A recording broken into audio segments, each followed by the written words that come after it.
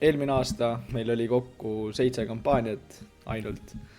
See aasta tegime 37. Eelmine aasta said meie kampaaniad kokku peaaegu 500 000 vaatamist sotsiaalmeedias, see aasta juba 7,6 miljonit. Siis kulutatud eelarve. Eelmisel aastal me kulutasime klientidega 5200 eurot, sellel aastal 37,7 tuhat. Keskmine cost per lead, ehk siis kui palju iga päring maksis, mida madalam see arv on, seda parem. Eelmisel aastal oli see 23,5 euri, sellel aastal oli 15,9 eurot. Ehk siis see tegelikult näitab seda, et turunduse kvaliteet on tõenäoliselt tõusnud, sest me saame rohkem tulemusi sama eelarve eest. Päringute arv. Eelmisel aastal saime kokku klientidele 220 päringut, sellel aastal juba üle 2800 ja umbes 2000 neist me siis helistasime ise omalt poolt. Hinnapakkumised. Eelmisel aastal koostasid meie kliendid kokku 90 hinnapakkumist, sellel aastal üle 1400. Siis käive klientidele. Eelmisel aastal saime kuskil 50 000 eurot oma klientidele käivet,